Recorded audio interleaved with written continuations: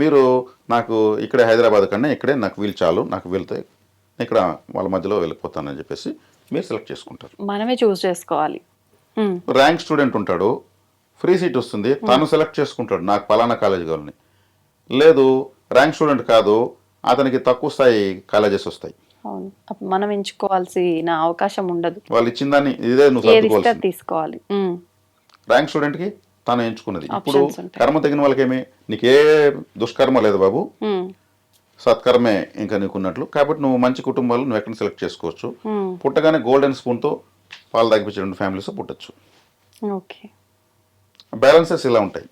ఇప్పుడు పుట్టగానే ఒక వ్యక్తి చనిపోతాడు, అతను వచ్చి బాబు నువ్వు పశుపక్షాదులోకి జంతువుల్లోకి వెళ్ళాలి, నువ్వు మనిషిగా పుట్టేదానికి లేదు అంటారు.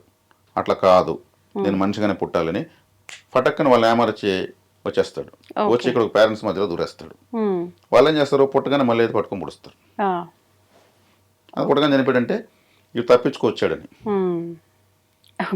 కొంతమంది తప్పించుకోరు, పుట్టిపోతారు. వాళ్ళు ఫెసిలిటీస్ కట్ చేస్తారు పైన. ఫెసిలిటీస్ అంటే వాళ్ళ చెత్త కుప్పలు ఎరుకుని తింటూ ఉంటారు. వాళ్ళకి సమాజంతో పనే ఉండదు, ఎక్కడో పడుకో ఉంటారు, ఆకాశం చూసుకుంటూ ఉంటారు, వాళ్ళకి బ్రెయిన్ పనిచేయదు. వాళ్ళన్ని స్విచ్లని కట్ చేస్తారు. వాడు మనిషిగా పుట్ట అంతే అనుకోరు పుట్టిని. అందుకే మనిషిగా పుట్టి దరిద్రుడిగా బతికేదానికన్నా కోటేశ్వరుడి ఇంట్లో కుక్కగా పుట్టచ్చు అంటారు. వాడు నానకారు పెడతాడు దానికి జ్వరం వస్తే ఇల్లంతా ఏడుస్తారు, దానికి ఆ జ్వరం తగ్గిపోతే ఇల్లంతా పండగ చేస్తారు.